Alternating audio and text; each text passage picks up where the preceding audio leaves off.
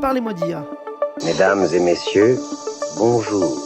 Je suis un super ordinateur Karl, cerveau analytique de recherche et de liaison. C'est une machine qui ressent les choses. On nous raconte n'importe quoi sur l'IA. Alors, qu'est-ce que tu en dis, Kit? Moi, je n'en dis rien du tout. Que la créativité, elle reste du côté de l'humain. Parlez-moi d'IA, présenté par Jean-Philippe Clément.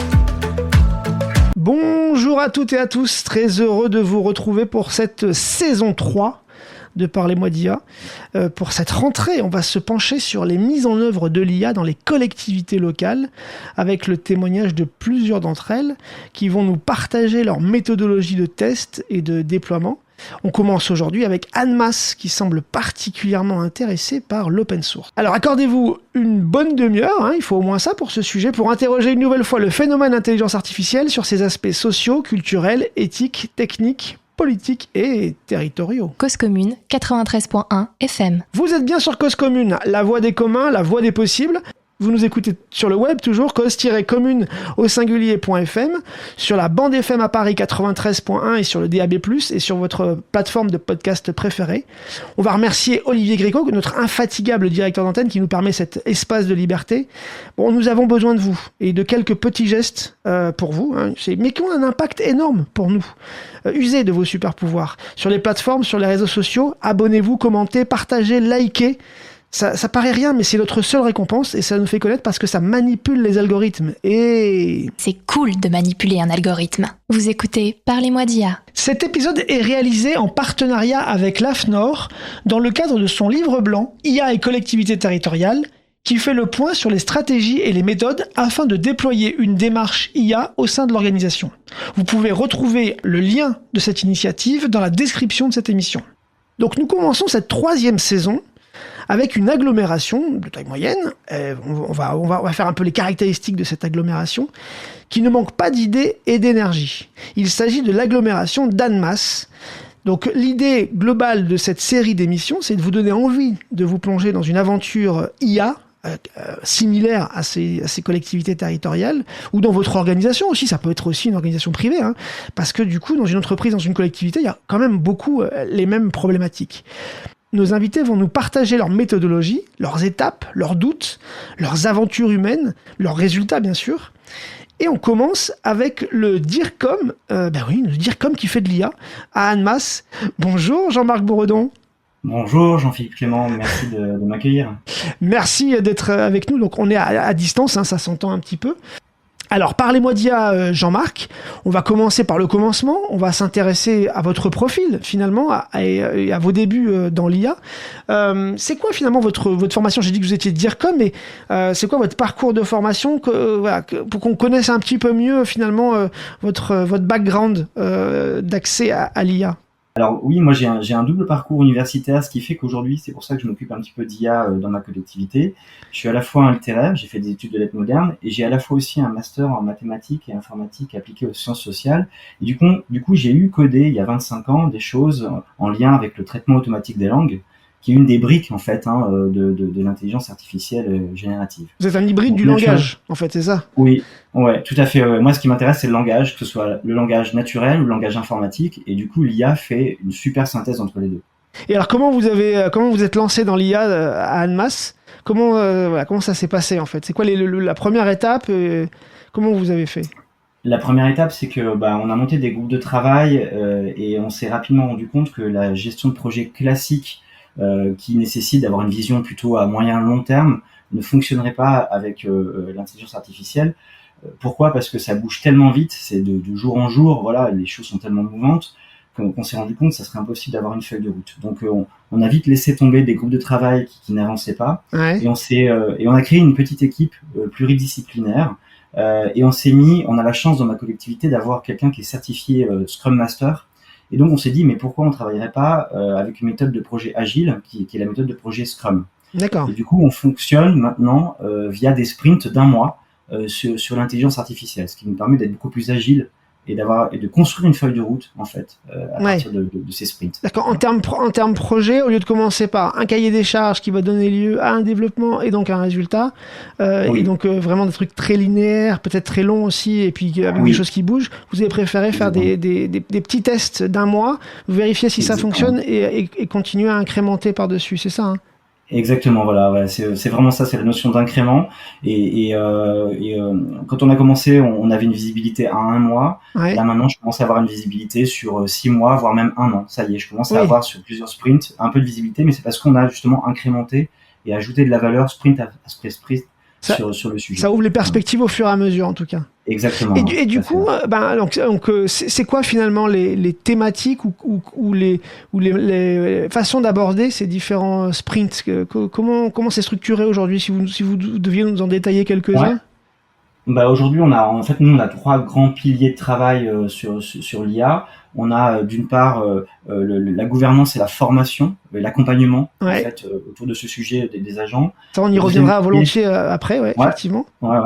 On a le sujet qui est l'IA générative pour tous, via des outils de type chatbot. Ouais. Et puis on a le troisième pilier qui est l'IA spécialisée, où là on travaille sur des choses un peu plus métiers, un peu Ouais. plus de niche en fait. Donc il y a une IA, enfin il y a une partie de votre un de vos piliers, c'est finalement cette IA générative, c'est comment l'utiliser pour finalement Oui. améliorer le travail au quotidien, c'est ça? Oui, c'est ça. Ça, Et puis aussi, on s'est vite rendu compte, on a questionné les agents, on a fait des séminaires où il y a eu beaucoup de monde qui est venu. On s'est vite rendu compte qu'il y avait ce qu'on appelle le shadow IA, c'est-à-dire un usage des outils type ChatGPT ou Claude en version gratuite, sans forcément que les agents en parlent ou le disent. Je crois que c'est un phénomène qui est très courant Ouais. dans les entreprises. Et donc, on s'est rendu compte qu'il fallait qu'on s'empare de l'IA générative et des chatbots pour proposer une solution. Ouais, Donc, voilà. le buzz est tellement grand qu'effectivement les gens ils s'y mettent quoi qu'il arrive, mais par contre Oui. du coup dans l'organisation c'était pas structuré. Et alors du coup comment vous Non. avez structuré les choses? Est-ce que vous avez finalement un grand patron, un grand sponsor qui vous aide, qui vous appuie dans la démarche? Oui. Et puis après comment vous Oui, avez tout à fait. structuré? Et en fait, dans le cadre de notre gouvernance, on a mis en place ce qu'on a appelé un comité de surveillance de l'intelligence artificielle qui est composé des directions générales de la ville et de l'agglo, parce que c'est une démarche mutualisée entre Ouais. la ville centre et l'agglomération. Et donc, nous avons les directeurs généraux des services et adjoints que l'on voit une fois par mois à chaque fin de sprint. Et c'est eux, en fait, qui valident ce que l'on fait, et c'est eux aussi qui nous passent parfois des commandes un peu spécifiques pour les sprints à venir. Donc on est vraiment connecté à la direction générale des services, et l'IA, on a fait un sujet de gouvernance, en fait, global, plus qu'un sujet technique. Et c'est votre conseil des sages un petit peu. C'est-à-dire qu'à la Un fois petit peu, ouais. vous lui reportez et à la fois c'est lui qui vous donne un peu des orientations. Exactement, Et- tout à fait. J'ai eu mon comité de surveillance pas plus tard qu'hier, voilà, où on a eu une nouvelle commande de la part d'une directrice générale adjointe. Donc c'est très intéressant parce qu'on est connecté vraiment aux décideurs, quoi. Et la commande, par exemple, c'est quoi? C'est quelque chose de c'est dans l'actualité ou c'est quelque chose qui, au contraire, est un sujet de fond qu'ils n'arrivent pas à craquer? Comment ça se passe? La commande, là, très, très précisément, c'est qu'on a mis en place en fait un chatbot pour les agents, dont on parlera peut-être tout à l'heure. Oui, bien sûr. Et la commande, en fait, de la part de la directrice générale adjointe, c'est de mieux connaître un petit peu les cas d'usage, comment utilisent aujourd'hui les agents, comment ils utilisent ce chatbot, quel type de prompt ils font, en fait. Et donc là, il va falloir qu'on développe un tableau de bord pour essayer de faire remonter un petit peu les usages et les cas d'usage. Et en parallèle, on vous parlait de Shadow IA. Est-ce que vous monitorez un petit peu les usages parallèles? Est-ce que vous regardez le nombre de fois où ChatGPT est appelé depuis le réseau de la collectivité? Alors, non, ça on le fait pas, parce que l'une des valeurs cardinales de nos collectivités, c'est la confiance. D'accord. Et donc du coup, on n'interdit rien. Mmh. On recommande d'utiliser plutôt Mistral et Claude Ouais. en version gratuite pour ceux qui n'utilisent pas notre chatbot interne pour l'instant. D'accord. Mais à terme, l'objectif, c'est qu'ils utilisent notre chatbot interne et qu'on fasse de la pédagogie, de l'accompagnement. Mais on fait pas de tracking, on n'essaye pas de savoir s'ils utilisent ou pas ChatGPT comme ça en gratuit, parce que je pense que on préfère se concentrer sur le développement des produits, en fait, plutôt que sur la surveillance. Et du coup, là, vous parliez de recommandations. Souvent, dans les organisations privées, moi, j'ai entendu le conseil de base pour débuter une démarche, c'est peut-être la phase de définition d'une charte d'usage des outils IA au sein de l'organisation. Est-ce que vous avez eu le même type de démarche au sein de votre collectivité ? Est-ce que vous êtes dit, première étape, allez, on va se fixer les règles, on va créer la charte, on va la partager. Comment vous avez fait, vous, de votre côté ? Eh bien oui, ça a fait l'objet d'un sprint, voire même de deux sprints en début d'année, où l'une des premières choses qu'on a mis en place, et d'ailleurs au sein de notre cellule, on a la DPO qui donc s'est emparée du sujet, et on a mis en place, on a rédigé une charte éthique en fait de l'usage de l'intelligence artificielle au sein de notre collectivité. Donc aujourd'hui, elle est rédigée, c'est un projet qui a été vu par les DGS dans le comité de surveillance, elle est accessible en interne par tous les agents. Elle n'a pas encore été présentée aux organisations syndicales ni aux élus, mais c'est prévu. Pour l'instant, il n'y a pas d'urgence. Voilà, mais d'accord. Oui, donc ça, c'est un peu la particularité aussi des collectivités, c'est que ce travail, parfois un peu de transformation des méthodes et outils de travail, il est présenté plus spécifiquement aux organisations syndicales. Vous, pour l'instant, elles sont au courant de la démarche, mais vous n'êtes pas allé spécifiquement leur présenter les résultats ou ce que ça pourrait donner dans un déploiement plus large. Non, pour l'instant, on estime qu'on est encore trop dans les expérimentations. Oui, vous ne sauriez pas quoi leur présenter, quoi, en fait. Enfin, vous sauriez pas. Oui, tout à fait. D'accord.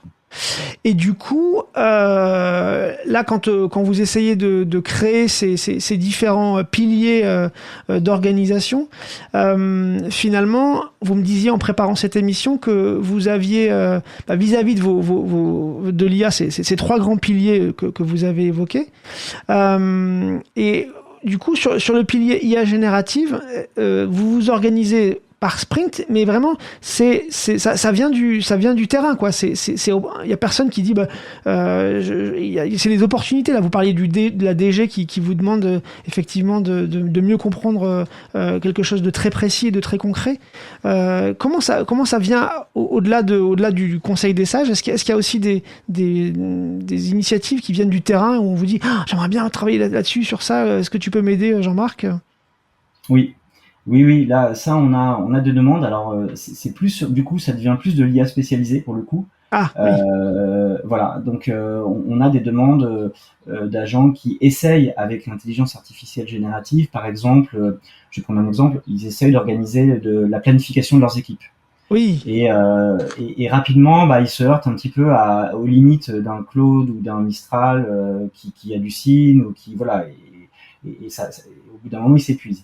Et donc, on a adopté une autre approche par rapport à ce type de demande un peu spécifique. Ouais. On s'est dit, ok, tu veux faire de la planification pour ton équipe, tu as des règles métiers qui s'appliquent. Plutôt que d'aller dans un chatbot et de lui donner tout ça en lui demandant de faire le planning, on va plutôt aller dans un chatbot et lui demander de coder une application maison, voilà, qui va te permettre ensuite de pouvoir faire ta planification. C'est vrai que c'est un vrai sujet, la planification. Et là, vous l'avez abordé effectivement sur cet aspect coding, au lieu de l'aborder directement dans le chatbot, en espérant en mettant tous les ingrédients, ça allait sortir le planning de la semaine. Et alors du coup, vous avez réussi à coder l'application qui tue. Alors aujourd'hui, on a un chef de service qui gère des travailleurs sociaux, qui a beaucoup de règles métiers avec plein de contraintes, voilà, et qui veut que ça tourne en plus, que ces agents ne soient pas toujours sur les mêmes fonctions, les mêmes tâches de semaine en semaine. Et donc on a effectivement intégré, formalisé toutes les règles métiers. Et après, on a fait du vibe coding avec des outils spécialisés. Faut traduire. Le vibe coding, c'est le code généré par l'IA. Et exactement. Comme une vague qui se fait tout seul, en fait, qui se crée tout seul. On demande ce qu'on veut et l'IA crée le code. On devient développeur. Donc votre collègue, il est devenu développeur.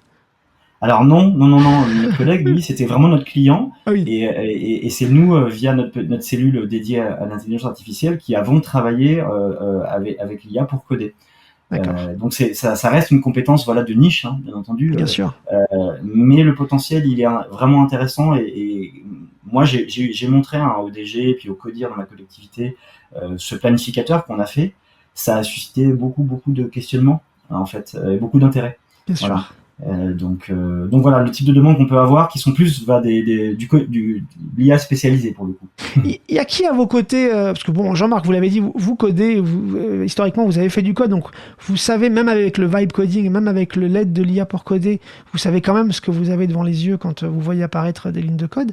Mais vous avez qui à vos côtés d'un point de vue technique dans cette équipe et dans ce petit groupe qui fait de l'IA à Annemasse? On a la DSI bien entendu qui nous accompagne pour l'aspect un petit peu infrastructure et puis serveur, puisqu'on fait beaucoup de tests. On a donc un chargé de mission dédié à l'innovation numérique. On a aussi des personnes qui sont en charge de la médiation numérique. On a un médiateur numérique, une personne qui accompagne sur d'autres sujets que l'IA, les utilisateurs, les agents. On a un Scrum Master, comme je vous l'ai dit, qui est un animateur d'un autre service. On a quelqu'un qui est en charge de ce qu'on appelle la collectivité de l'innovation au sein de la ville, donc qui est plutôt branché innovation. Mais j'ai aussi, par exemple, le directeur de la piscine, qui lui est très, très, très branché IA et qui du coup apporte le regard service opérationnel. Donc ça, c'est très intéressant. Et puis prochainement, on va peut-être intégrer aussi une autre personne qui est en charge de l'événementiel. Enfin voilà, on essaie d'aller chercher des compétences un peu pluridisciplinaires à partir du moment où elles sont vraiment intéressées, où elles utilisent l'IA, elles apportent un regard qui est hyper intéressant. Est-ce que vous trouvez qu'avec l'IA générative notamment, on a trouvé un espèce de dénominateur commun numérique, un peu trans-équipe et trans-organisation qu'on n'avait pas finalement jusque-là sur le numérique, où c'était quand même compliqué parfois de faire rentrer certains métiers dans une démarche? Est-ce que c'est plus facile?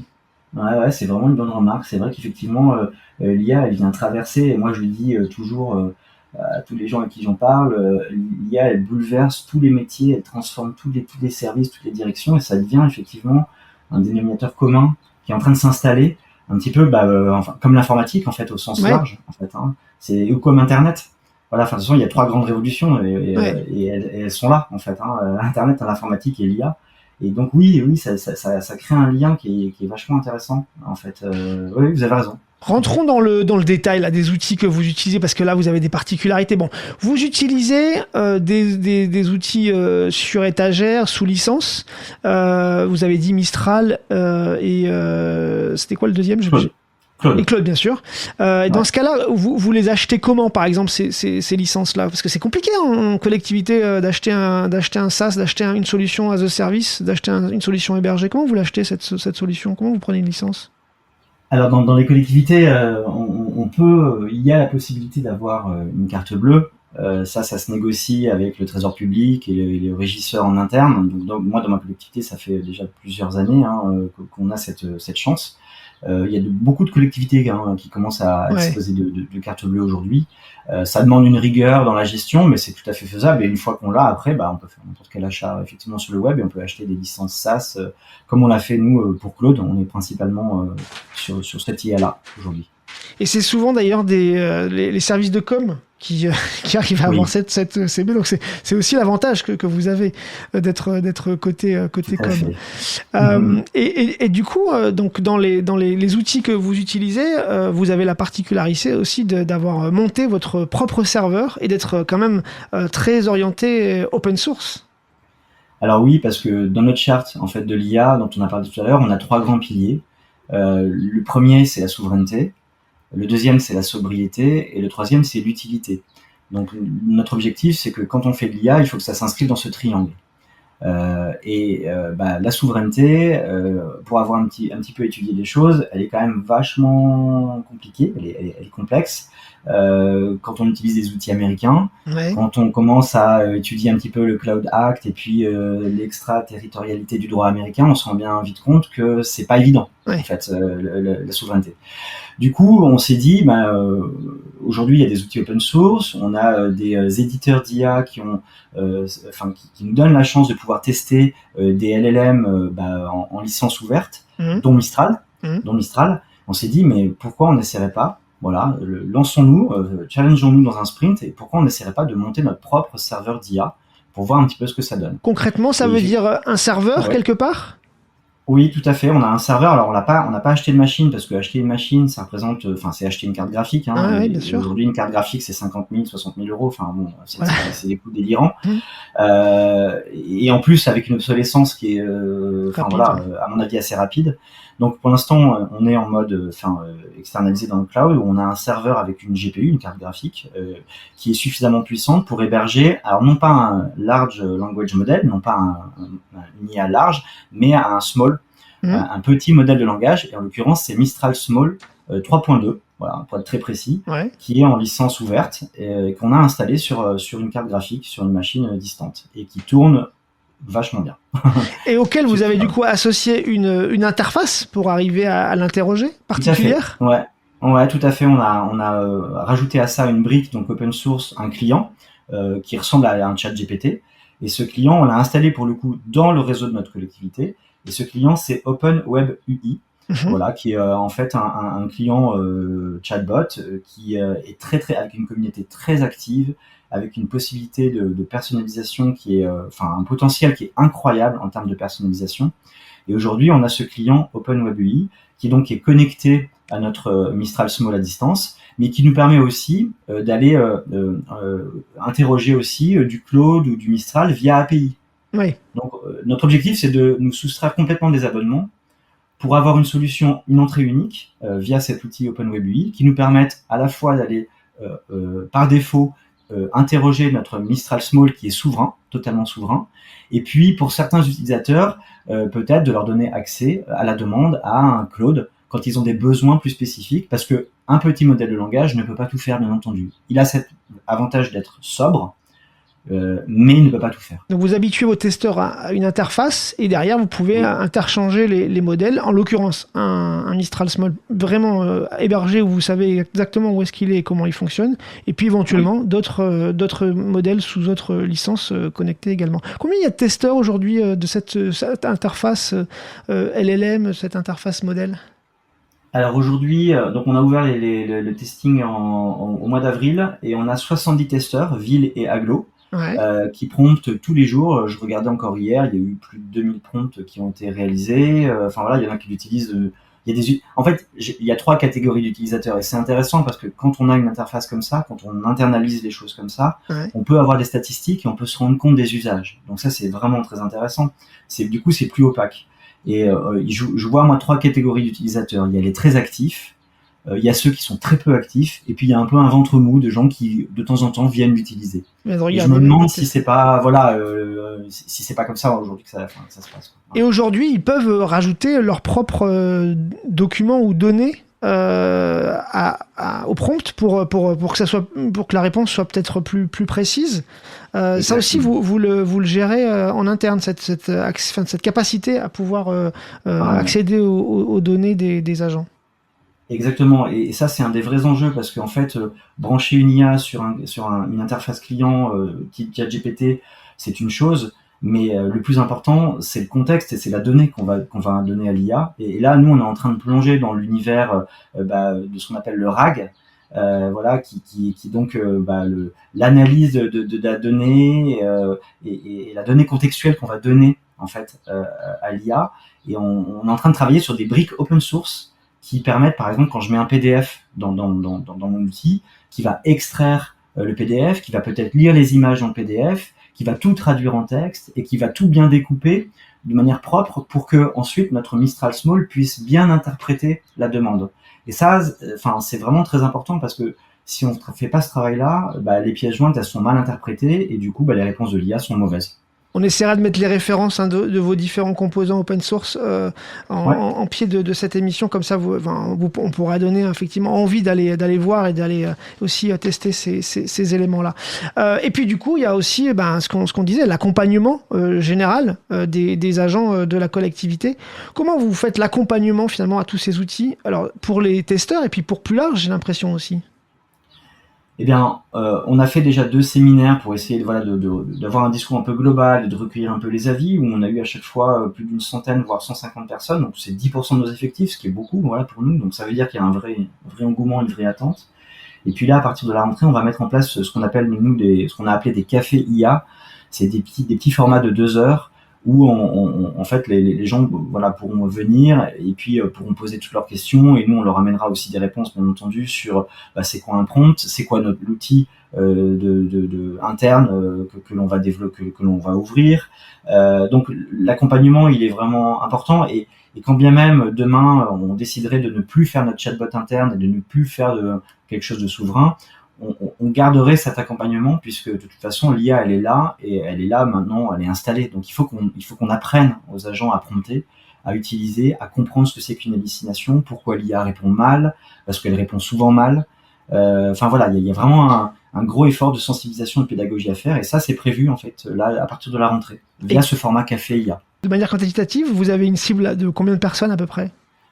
Là, jusqu'à la fin de l'année, on veut essayer à peu près de former, d'accompagner 200 personnes, sachant qu'on a 1100 personnes informatisées dans notre collectivité. Donc c'est que le début. Un bon cinquième, quoi. Ouais.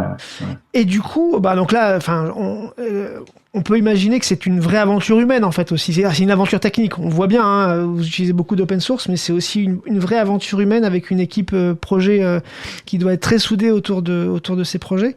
Qu'est-ce que vous retirez finalement de cette aventure humaine de se lancer dans le test de l'IA ?